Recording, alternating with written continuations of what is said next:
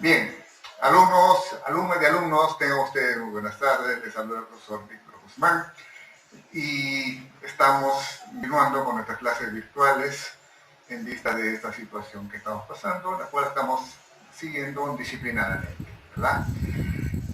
Historia del Perú, cuarto año de secundaria, ¿sí? Chicos de cuarto año. Entonces, nos toca ver esta etapa histórica, ¿sí? Después de la caída de este personaje universal de Europa, pero que marcó la historia universal, la historia de la humanidad, como fue Napoleón Bonaparte. Después de él vino una recomposición a través del Congreso de Viena, luego la Santa Alianza, el absolutismo europeo que quería volver a la Edad Media, cuando estábamos ya siglo XVIII, siglo XIX, ¿sí? Sobre todo siglo XIX, pero ellos querían retroceder. Mientras eso ya estaban surgiendo otros ideales, ¿sí? Diferentes a lo que fue, pero en esa línea ascendente de lo que fue la ilustración, el enciclopedismo, pero a nivel económico, a nivel político, está surgiendo el pensamiento liberal, ¿sí? Entonces, nos toca ver esos movimientos, esas llamadas revoluciones liberales que se van a dar en varios escenarios de Europa, pero van a haber lugares llamados de estallidos. 2 veces en Francia, luego en Austria, Viena, sí, y va a tener sus repercusiones en varios territorios europeos, ¿ya? Entonces, las revoluciones europeas en el siglo 1848, ¿sí? Todos esos años, 1820, 1830 y 1848, esos años fueron de movilización social de los intelectuales, ¿sí? Recuerden que el pensamiento liberal se va a desarrollar en los intelectuales y en la clase burguesa. Las clases burguesas en la época de la Revolución Francesa hubieron una alta burguesía, mediana burguesía y baja burguesía, o sea, los altos comerciantes, los medianos y los más pequeños. Entonces, todos van a tener un rol protagónico, ¿sí? Esa clase social. Recuerden que la clase social burguesa es la clase social, ¿ya? Y posteriormente ya va a venir otros cambios a nivel tecnológico. Entonces, entre 1820 se producen 3 grandes oleadas revolucionarias en Europa, ¿sí? La primera de ellas se dio entre 1820 y 1824, ¿ya? En la cual aparecen acá como protagónicos los estados europeos de la zona del Mediterráneo, ¿ya? O sea, hablemos de la Europa, el sur de Europa, ¿ya?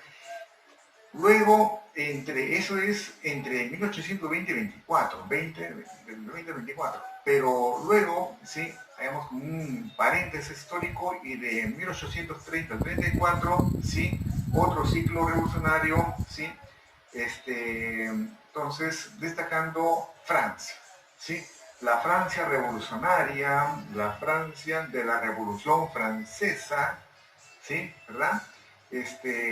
Va a tener otras revoluciones, ¿sí? Otros hechos revolucionarios de otro matiz. Ya no era el de la primera etapa revolucionaria, ¿sí? De Luis XVI y María Antonieta, ¿ya? De Robespierre, no, ya no. Va a tener entonces otro pensamiento, ¿sí? Por fin entonces llegarían las revoluciones luego en 1847, ¿sí? A 1848, ¿ya? Que tuvieron mayor componente social de la población y también un criterio nacionalista donde territorios que Europa van a desarrollarse el sentimiento de nación, ¿ya? De los nacionalistas. Entonces, de 1820, ¿sí? ¿Qué países del Mediterráneo, ¿sí? Aparecen acá? Es España, ¿sí? Nápoles y Grecia. ¿Ya? Miren, España, ¿sí? Hacia el lado, digamos, hacia lo que es la Europa occidental, Nápoles, en lo que es actual Italia, ¿sí? El norte de Italia, y Grecia al otro, el vecino país de Italia, como es Grecia, ¿ya? Entonces, miren, España hacia el lado Atlántico, Nápoles al norte de Italia, ¿sí? Marcamos más o menos al centro del Mediterráneo, y Grecia al otro extremo ya hacia lo que es la península de los Balcanes. Entonces son tres escenarios geográficos, ¿sí? Dispersos, ¿ya? En los extremos de Europa y al centro de Europa, pero de la zona mediterránea, ¿ya? Se va a dar eso. Entonces, son los lugares entonces donde cada uno tiene sus motivos para hacer revolución liberal, ¿ya? Cada país tenía sus propios motivos, ¿ya? En el caso de España no tuvo éxito, la monarquía absoluta más bien se fortaleció. En el caso de Grecia, sí, era sublevarse contra el imperio turco, ¿ya? El imperio turco otomano, ¿sí? Se había expandido de lo que es la actual Turquía hacia toda la península de los Balcanes, ¿sí? Los turcos habían avanzado toda esa parte europea que es Grecia, lo que es Bulgaria, lo que es Rumanía, lo que es Asia, de Serbia, ¿ya? Por eso lo que hay focos musulmanes, por ejemplo, hasta la actualidad en esos estados de Serbia. Entonces, Inglaterra estaba interesado en ayudar a liberar a Grecia, ¿sí? Y va a haber ahí una serie de espionajes, ¿no? Entre griegos y turcos, ¿sí? Los turcos sí seguían queriendo posesionarse, permanecer en Europa, ¿sí? Porque ellos están entre todo ese territorio turco, ¿sí? Que aparece como introduciéndose a Europa, de Asia hacia Europa, ¿sí? Y continuando Europa, quieren continuar Europa. Entonces Grecia quería liberarse de eso, ¿ya? En 1830, ¿sí? Ya está ahí entonces en Francia, ¿sí? En Bélgica, en Portugal, ¿sí? Entonces se van a dar estos focos revolucionarios, ¿sí? En Europa Central, Austria. La ciudad de Viena, que era de la Edad Media, había sido el foco de educación, ¿sí? Absolutista, elitista, ¿no? De artistas, de arte, de pintura, de música, ¿sí? Recuerden, ¿sí? A Mozart, ¿sí? El austriaco Mozart, y los músicos de antes de él, Sebastián Bach, ¿no? Mismo Beethoven, ese tipo de esa música clásica que le gustaba a la clase noble, ¿ya? Entonces, en Viena, esa Viena culta, educada, elitista, pero también va a llegar la intelectualidad revolucionaria, ¿ya? Del pensamiento liberal. El pensamiento liberal, ¿no? Promueve no monarquía, no feudalismo, nada de títulos de nobleza, sino tú eres libre de estudiar, de trabajar, de desenvolverte y elegir un gobierno, elegir a uno de ellos para que los represente, ¿no? Elegir mediante unas elecciones generales, ¿ya? División de poderes del Estado y elegir a un presidente, ¿ya? Cosa pues que es contraria a lo que es las monarquías. Bien, entonces, el último foco revolucionario, nuevamente se va en Francia, en 1948, ¿ya? La Francia y París exactamente se había convertido en el centro revolucionario, históricamente revolucionario, y hasta ahora todavía se le identifica así a la Francia revolucionaria. Muchos revolucionarios ya del siglo pasado se han alimentado. Hay escritores, poetas, intelectuales, nuestro Bate César Vallejo, ¿sí? Intelectuales de Latinoamérica, europeos, incluso el ayatollah Khomeini, que hizo su revolución islámica en Irán, estuvo refugiado allá en Francia, ¿no? Entonces, Francia ha quedado, ¿no? Como un atractivo para la intelectualidad del pensamiento revolucionario para hacer cambio social, ¿ya? Cambio social, cambio político, ¿sí? en los estados. Entonces, los imperios como el austriaco, ¿sí? El austriaco, el imperio de Prusia, ¿sí? Lo que sería pues Alemania, se oponían a estos movimientos. El imperio ruso también se oponía a estos movimientos, eran absolutistas, ¿ya?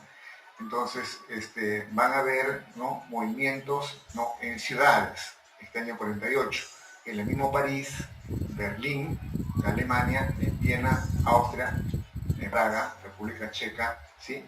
Milán, Italia, mismo Roma, ¿sí? Budapest, capital de Hungría. Entonces miren cuántas ciudades, ¿no? En 1948. París, Berlín, Viena, Praga, Milán, Roma, Budapest, ¿ya? Entonces, habían levantamientos, barricadas en las calles, trabajadores, población urbana, ¿sí? La ciudad, la población protestaba contra estos monarcas para darles, ¿no?, un golpe de Estado. Entonces, esos son los movimientos que van a surgir y van a empezar a ganar espacios, a ganar en el Parlamento, a ganar representación parlamentaria, elecciones presidenciales, ¿no? No nos va a demorar más, hablemos de Italia, ¿sí? Donde todavía seguían los reinos, ¿sí? Todavía seguía Milán, todavía seguía Roma, seguían todavía separados, ¿ya? Pero ya tenían, ¿no?, en la mentalidad de los intelectuales de esta época, ya estaba sembrada la idea liberal de ser un Estado, dejar la monarquía de lado y pasar a un Estado.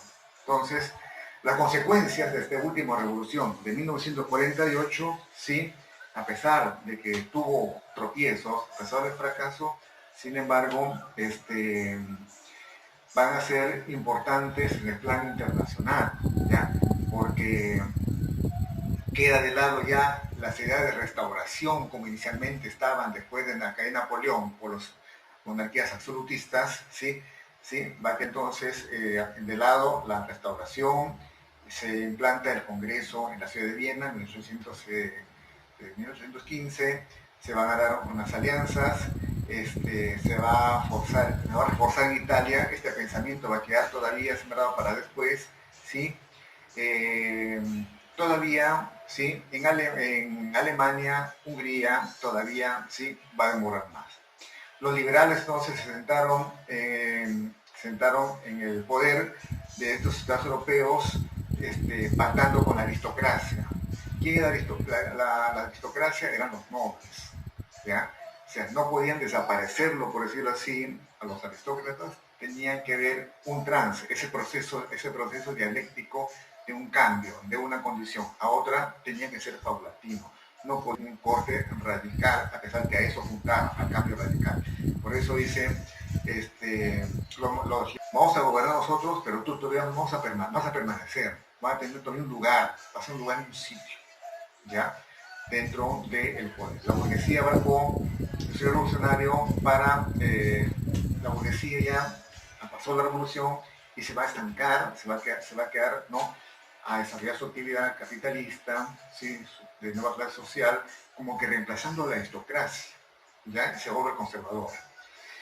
Los obreros urbanos, conscientes entonces de que no lograban lo que les habían ofrecido, ¿sí?, entonces comienza a organizarse de forma autónoma, ¿sí?, para ejercer su conciencia de clase social obrera, proletaria, ellos solos ya, separándose del liberalismo. Mira lo que está pasando, ¿no?, de lo que fue los estados absolutistas, conservadores, de la Edad Media, a los liberales consiguen determinadas victorias, determinados estados, pero no es al 100%, sino con la aristocracia, y por lo tanto, al hacer eso, a la clase social trabajadora que los apoyó, lo dejan de lado.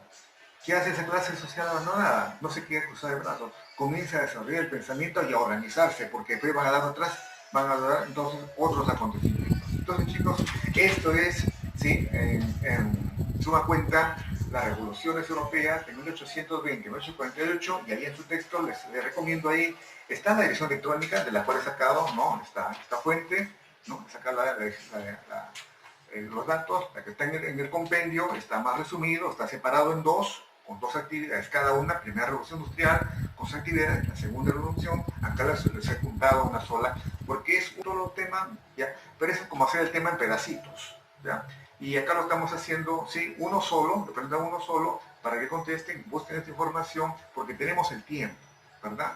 Tenemos la mañana, tenemos la tarde, tenemos la noche, estamos en casa, dediquémosles, ¿ya? Y así todos sus cursos, cada uno de sus cursos, dediquémosles, ¿ya? También hay una edición electrónica, les recomiendo que la vean, esa edición electrónica en YouTube, ¿ya? Y la veanla más de una vez, y presten la atención y tomen datos, apunten. Quiero ver, ustedes saben, quiero ver tus cuadernos con datos, con guiones, qué apunté, qué anoté, qué anoté, porque eso lo vamos a revisar al retorno de la clase. Chicos, entonces, eso es todo, les agradezco por su atención y nos vemos la próxima clase virtual. Chao.